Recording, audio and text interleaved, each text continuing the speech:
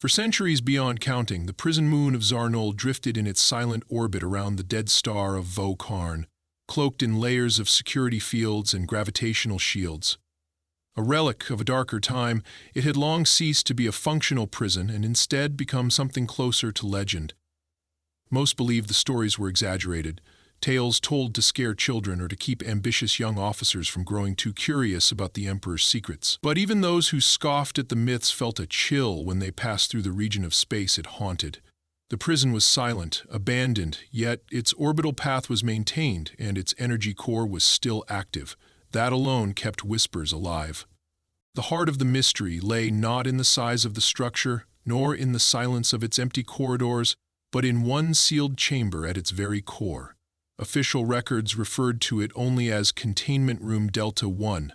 Most others called it the Voidfang's cell. According to archived reports, the creature contained within had been captured over 3,821 years ago during the First Expansion War. Its species was unknown, its origin classified, and its abilities inconsistently documented. The only constant across every report was this: no one who entered the cell ever emerged. Emperor Caldron IX had never believed in ghost stories. A product of rigorous military training and an heir forged in policy and war, he was not a man swayed by myth or sentiment. He believed in numbers, in data, in control. When he ascended the throne, he requested a full audit of all imperial operations, active and dormant. Exonul came up flagged. Its upkeep consumed power equivalent to a Class 4 station, and yet it housed a single inactive subject. The Emperor wanted answers, and, more importantly, he wanted to stop wasting resources on the unknown. That was when Corporal Daniel Hayes was summoned. Hayes had no great ambitions. He was a low-level logistics officer stationed aboard the ISS Magnar, assigned to food distribution and storage. He had been born on Europa Colony, raised on military discipline, and trained to follow orders without question. He had no idea why he had been selected. When the order came from command, bypassing his chain of command entirely, he assumed it was a mistake. But his transfer documents were genuine, sealed with the Emperor's sigil. No explanations were given and none were requested. He was simply told he would be making a delivery. The shuttle was small and unmarked, operated by a silent pilot who never once turned to speak. Hayes was instructed not to bring any weapons, though a basic containment suit was provided. The food ration he carried was unusual, synthesized from rare proteins and infused with trace compounds he couldn't identify. It came in a vacuum-sealed black container, unmarked except for a glowing triangle. That, too, bore the Emperor's sigil. The approach to Zarnul was uneventful. The shuttle passed through wave after wave of defense fields without resistance. Hayes watched from the tiny viewport as the prison moon came into view. Its surface a jagged shell of metal and stone, pierced by antennae like bone shards. The pilot docked in silence and gestured for him to exit. There was no farewell. The airlock hissed open and then closed behind him. The shuttle was gone before he could even turn around. Inside, the facility was still functional. Lights flickered to life as he moved through the main corridor, the only sound his footsteps and the occasional crackle of dormant systems reawakening. There were no bodies, no signs of struggle, just an emptiness that felt too absolute. He checked his wrist pad. The path to Delta 1 was highlighted in red. The route curved downward through rusted stairwells and flickering lifts, deeper into the moon's core. As he descended, he noticed things out of place. Walls scorched by heat, deep claw marks carved into metal, doors sealed with layers of ancient runes and magnetic locks. The security grew denser the further he went. He passed checkpoints that no longer had guards, security turrets long deactivated but still tracking his movement. The last door was unlike the others. It was a towering slab of obsidian-colored alloy, etched with symbols that shimmered faintly as he approached. His wrist pad vibrated. The locks disengaged. The air inside the chamber was warm and thick, charged with a static that prickled his skin through the suit. Lights flickered slowly to life, casting elongated shadows along the curved walls. The room was circular, about 15 meters across, the ceiling lost in darkness. In the center sat a low pedestal, upon which lay what looked like a pile of coiled black silk. Hayes took a cautious step forward. The silk moved. From the shadows rose a creature unlike anything he had ever seen. Its body was feline but stretched unnaturally, elegant and terrifying.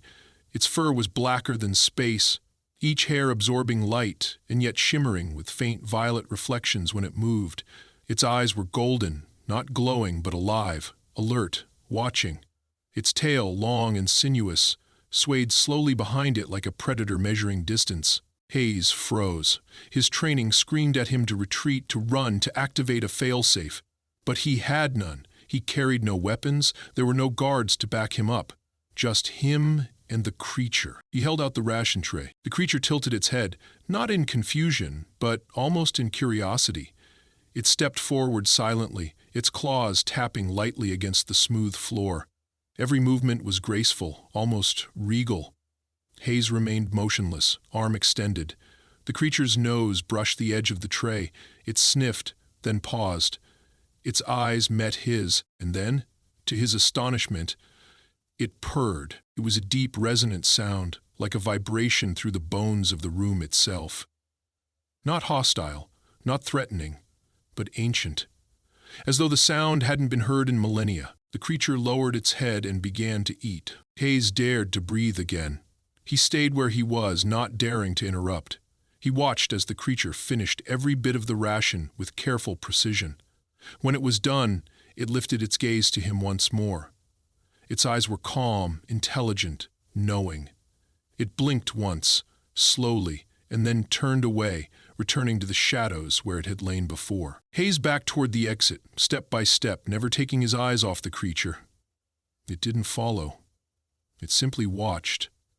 As the door hissed shut behind him, sealing once more, he collapsed against the wall and let the breath escape his lungs. He had done it. He had entered the cell, delivered the food, and emerged alive. But as he began the long climb back toward the surface, something gnawed at the edge of his thoughts.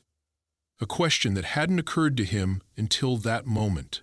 If the creature had been locked away for over 3,000 years, why hadn't it aged? And more importantly, why had it waited? Hayes returned to his quarters aboard the ISS Magnar with a head full of silence and a stomach full of nerves. The debrief had been brief, unusually so. No questions about the creature, no requests for analysis, no interest in his impressions. The high-ranking officer who received him had simply nodded, taken the biometric recording from his suit, and dismissed him without ceremony. Hayes sensed something unnatural in the exchange. This wasn't how the Empire operated. Normally, even standard cargo drops required a mountain of paperwork. But here, for a mission into a legendary death chamber, he received not even a follow-up form. The shuttle pilot had remained wordless throughout the return flight, staring blankly ahead as if hypnotized. Back in his cabin, Hayes lay awake for hours. He kept replaying the moment those golden eyes met his, the way the creature studied him, the pulse of sound that felt like 1,000 voices humming in harmony. That purring. It wasn't just noise. It had weight, meaning. He was sure of it. Yet when he tried to explain that to himself in words, everything sounded hollow. He knew what he felt, but he couldn't prove any of it, and that terrified him. 3 days passed without further instructions. He went through his routines in the mess hall and storage bay, but nothing felt normal. He couldn't shake the image of that glimmering black fur or the haunting grace of the creature's movement. Others noticed his distraction. A fellow officer, Patel, slapped him on the back during lunch and asked if he'd finally seen a ghost in deep space. Hayes gave a tight-lipped smile and shook his head. How could he explain something no one would believe? On the 4th day, a notification appeared on his wrist pad. No message body, just a single line. Prepare for re-entry, Delta 1. His pulse spiked. He was summoned again, this time with slightly different equipment. The container of rations was twice as large. The protein matrix had changed, now including complex trace elements even his interface scanner couldn't identify. He was instructed not to scan further. When he asked for clarification, the technician frowned. "Just feed it," the man said without meeting his eyes. The journey to Zarnul was identical. Same pilot, same silence. This time, however, Hayes noticed subtle differences as he passed through the docking bay. The outer corridors had been cleaned. Lighting strips glowed more steadily. Automated systems that once sputtered now responded instantly. There were no visible crew, but someone, or something, had reawakened parts of the moon's infrastructure. The red line on his wristpad illuminated again, guiding him downward. His boots echoed sharply on the metal steps, and static clung to his arms like cobwebs. He tried to keep his breathing steady, but his heartbeat refused to comply. By the time he reached the final door, his palms were slick inside his gloves. The chamber opened more fluidly than before, as if responding not to mechanical input but to his presence. Inside, the ambient light was warmer, more defined. The shadows still curled like fog near the ceiling, but the room felt less like a prison and more like a shrine. And there she was, sitting upright this time, eyes closed, tail coiled loosely around her paws. The moment Hayes stepped inside, her ears twitched, her eyes opened. He froze. She didn't move. He stepped forward, carefully placing the new ration tray on the pedestal. She didn't approach. Instead, she stared, not at the food, but at him. Something in her gaze was different. It wasn't curiosity anymore. It was recognition. He waited. Minutes passed in silence, interrupted only by the low hum of the chamber's machinery. Finally, she stood and walked toward the tray. She sniffed it. Then, without touching the food, turned her head back toward him and narrowed her eyes. Hayes frowned. Was she displeased? Without warning, her tail flicked upward and struck the tray. It skidded off the pedestal and crashed to the floor, splattering the contents in a vivid smear of purple and green paste. Hayes stepped back, startled, but she made no aggressive move. Instead, she walked to the mess and dipped a paw into the paste. She lifted it, looked at him again, then, gracefully, pressed the paw to the smooth wall of the chamber. The glowing symbols shimmered under the touch. Hayes blinked. The symbols, they weren't random. They followed a pattern, a sequence. His wristpad chirped. A data stream had been initiated. Images, pulses of information, structured almost like language. The creature had activated a transfer, not physical, but cerebral. She was communicating. The symbols danced in his visor, translating into waves of color and tone. Not words, emotions, concepts, memories. A star swallowed in flame, a betrayal, a voice speaking lies, a promise broken. Chains forged from light, a name erased. Then, silence. Centuries of silence. Hayes staggered, gripping the edge of the pedestal. His heart pounded as if he'd run for miles. She watched him steadily, as though gauging how much he could bear. The communication ceased as suddenly as it began. The lights in the chamber flickered, and the symbols faded from the wall. Hayes fell to his knees, gasping. The sensation of drowning in someone else's memory faded slowly, like the echo of a distant explosion. The creature, no, the being, walked toward him, not in menace, but with what felt like concern. She lowered her head slightly, her golden eyes inches from his. Then she did something unexpected. She touched her forehead to his. A pulse surged through him, not painful, not even shocking, but deeply intimate. It was not an invasion, it was permission. A key turning in a lock. Something old and forgotten had been opened. Hayes didn't understand it, but he felt it. A thread now connected them. When she stepped back, he didn't feel fear. He felt chosen. The chamber door hissed open again, a signal for his departure. Hayes stood shakily, the crushed tray forgotten behind him. As he reached the threshold, he turned back. She was watching him still, seated like a sentry. This time he gave a short nod, a gesture of respect. She blinked slowly in return. Back on the shuttle, the pilot didn't look at him, but the controls vibrated subtly, more aggressively than before. Something in the ship's systems seemed irritated. Hayes ignored it. His thoughts were a storm. That encounter had changed him somehow. He felt it in his spine, in his skin, in the way the universe felt just slightly tilted. He didn't understand yet what she was, but he no longer believed she was a prisoner, and he no longer believed he had been chosen randomly. The Emperor sat in his private observatory aboard the Crown Citadel, a fortress orbiting the gas giant Kelvarus Prime. Beyond the reinforced glass dome stretched a canvas of stars, but Kelvarin 9 wasn't looking at the stars. His focus was fixed on the pulsing holographic projection floating inches above the steel table before him. It displayed the energy flux levels emanating from Zarnul. They were rising, not erratically, but steadily, systematically, as though something dormant had begun to stir with purpose. He clenched his jaw. Across the chamber, High Consul Reneth waited in rigid silence. his hands clasped behind his back, eyes betraying just a sliver of unease. Cauldron 9 waved his hand, and the projection zoomed in on the core of the prison moon. The sealed chamber, Delta 1, now pulsed with internal power readings not seen in over 3 millennia. "She's responding," the Emperor muttered. His voice was calm, but a thin vein had begun to pulse at his temple. Renette finally spoke. "With respect, Your Excellency, if I may speak freely, this is precisely why she was never to be approached again. Your grandfather—" "My grandfather," the Emperor cut in coldly, "was a frightened relic hiding behind doctrine and superstition. I do not cower before the shadows of the past." Reneth lowered his head. "Of course, sire." The Emperor turned from the window. "And what of the human?" He returned from the second feeding. No psychological breakdown, no aggression. However, Reneth hesitated. He hasn't spoken to anyone. His logs show he hasn't contacted family or accessed entertainment feeds. He eats, sleeps, works. But something is different. "Monitor him," the Emperor ordered. "Not with machines. Use real minds.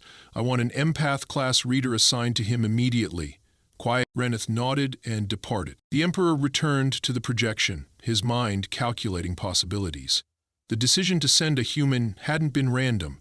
Humanity, after all, was the youngest species to join the Imperial network, but they had shown resilience, flexibility, a remarkable talent for survival. Unlike the elder races who clung to protocol, humans had a dangerous tendency to adapt. If anything could interact with the creature without triggering catastrophe, it would be someone from Earth. But now she was awakening. Cauldron hadn't expected that. Not so soon. The decision had been made under pressure. The Imperial Treasury had been bleeding resources into maintaining Zarnold's isolation protocols. Entire sectors had gone dark to funnel energy into containment. And for what? A myth? A creature that never moved, never spoke, never aged?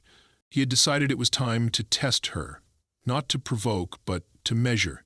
If she was truly inert, as records claimed, she could be relocated, perhaps dissected. But what if she wasn't? What if she still remembered? That question now clawed at the edge of his certainty. In the following days, new reports flooded in. Not just from Zarnal. Other stations, those long considered stable, began experiencing strange anomalies.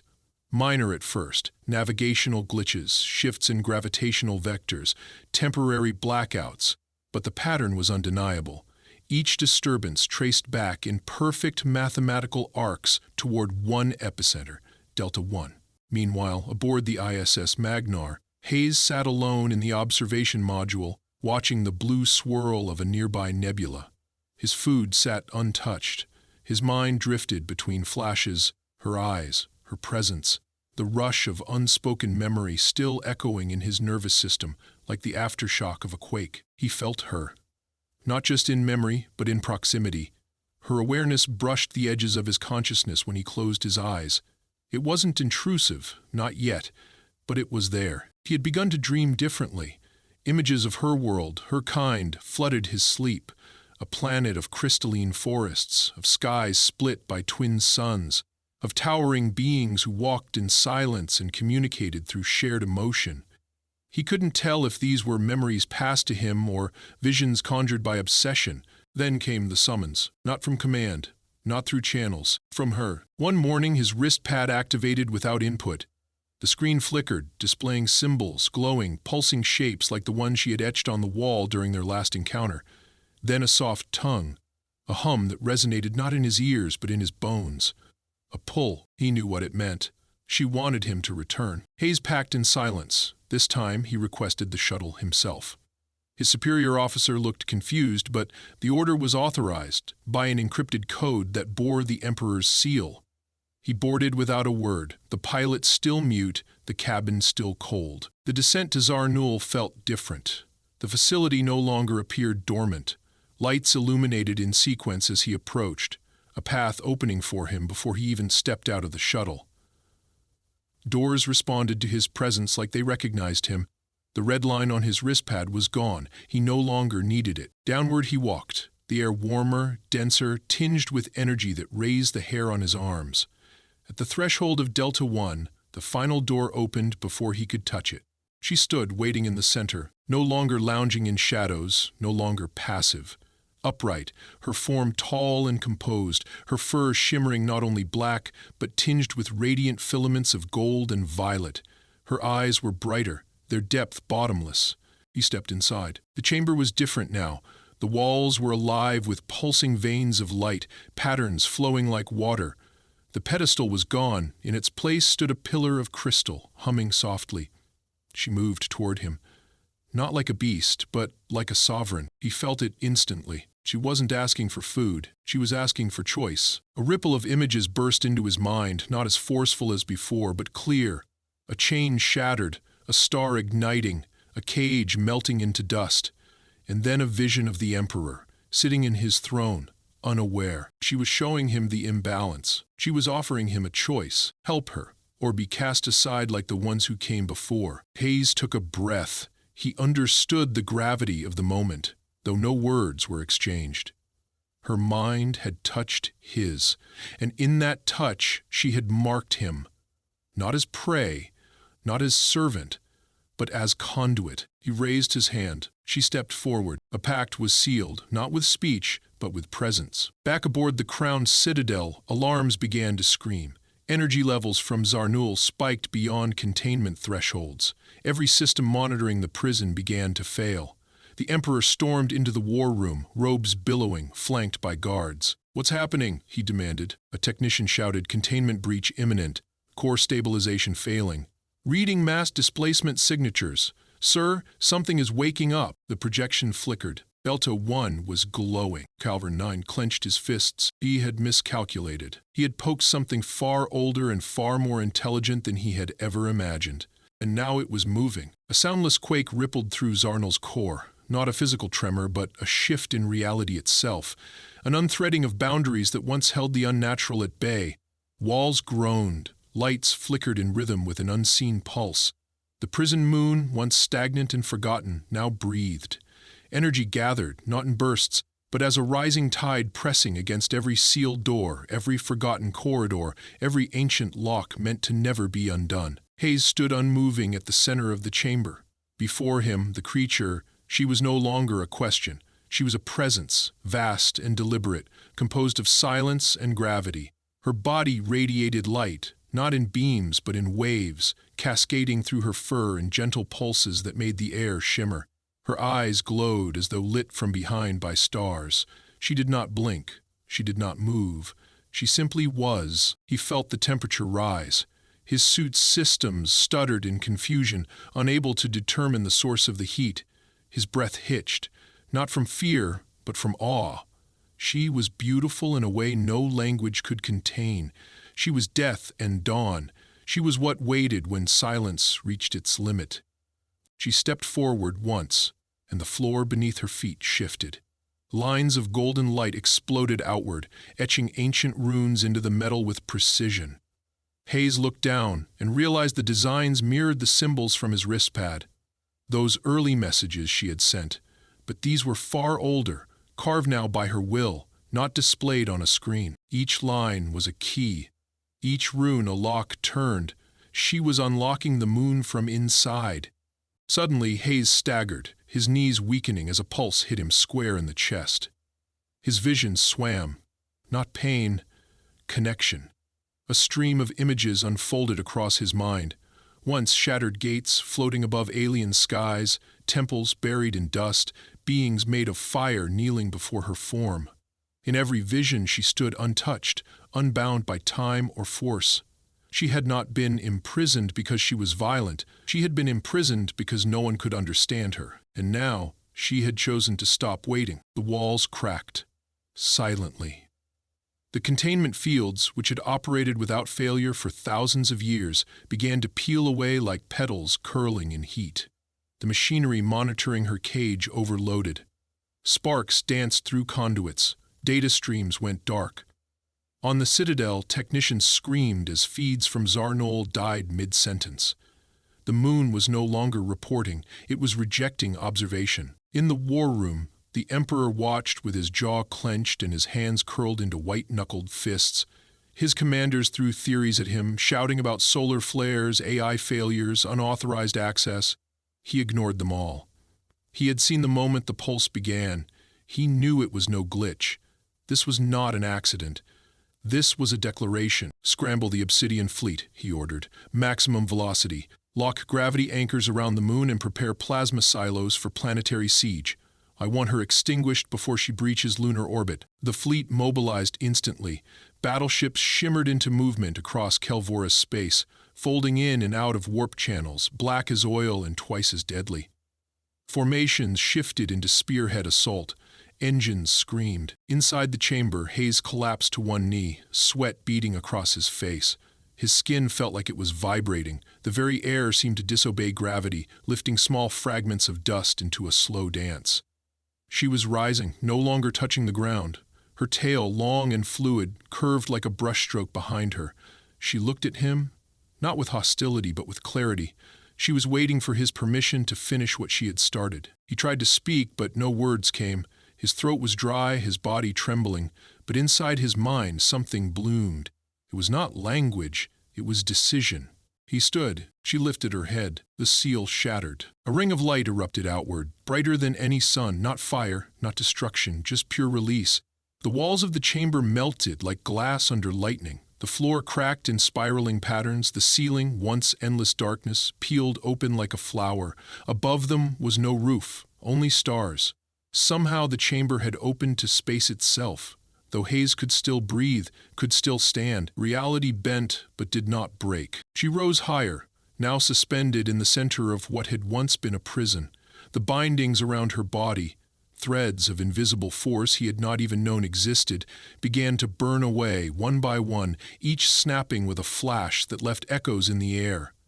When the final thread vanished, she stretched. It was such a small gesture, and the moon screamed. Across Zaranul, lights died in unison. Doors unlocked, entire wings, long sealed with concrete and code, blew open. The moon shuddered as gravity inverted. External panels tore from the hull, drifting into the void like leaves from a dying tree. Sensors outside registered impossible readings. Some called it a breach, others called it a resurrection. In the midst of it all, Hayes was still standing. She hovered before him, now fully awake, her gaze softened. She leaned forward again, her forehead brushing his once more. He felt her thoughts like warmth pressed to his chest. "You released me." He nodded, barely breathing.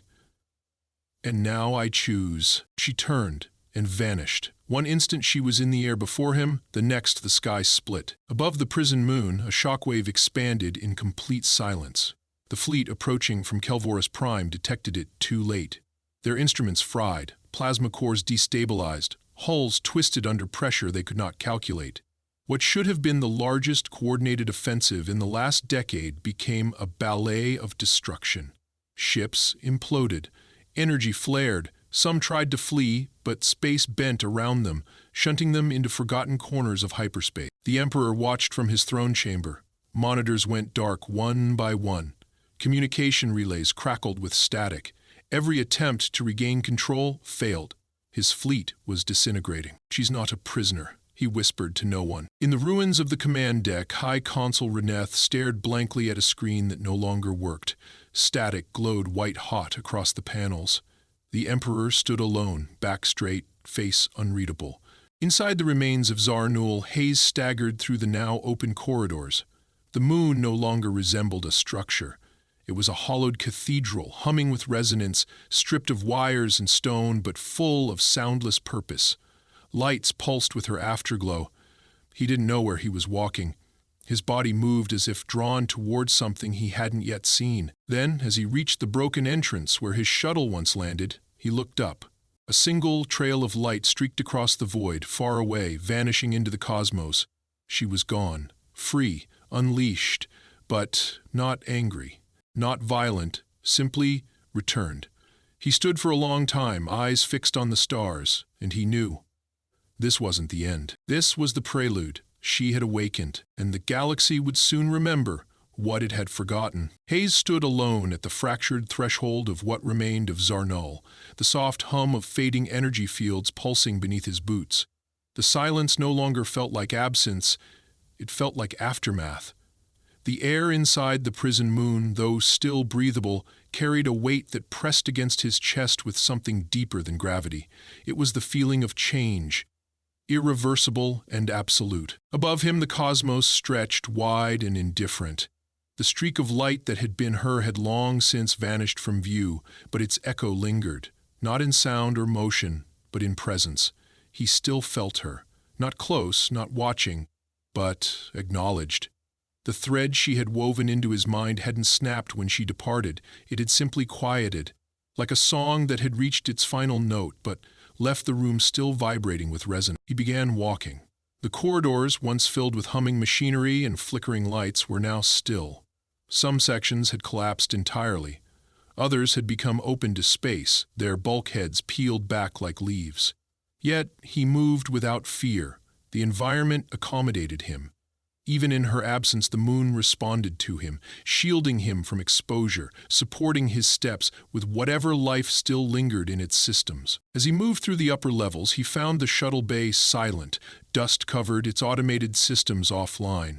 His shuttle was gone. No signal, no sign of recovery. He didn't panic. He simply sat. Time became abstract. Hours, perhaps days passed as he rested in that shell of steel and memory. He did not sleep. He did not need to. He felt altered. The hunger and exhaustion that had once governed his biology had been softened, diluted. She had changed him, not in body, but in rhythm. His heartbeat moved slower now, steadier. The passage of time felt irrelevant. Eventually, a signal blinked faintly on a nearby console. A transport vessel, Imperial class, was approaching. He stood, brushed the dust from his uniform, and waited. The ship docked without ceremony. A single figure stepped out, a woman in high command armor, her face expressionless but her eyes alert. Her nameplate read Commander Ilentha. She approached him slowly, scanning the destroyed hangar with clinical precision. When she reached him, she didn't speak at first. Then, "Are you Corporal Hayes?" He nodded once. She paused. "You're being recalled to the Citadel." He followed her aboard the ship. The corridors inside were pristine, spotless, eerily silent. No other personnel appeared as they traveled to the command deck. The crew remained hidden behind sealed doors.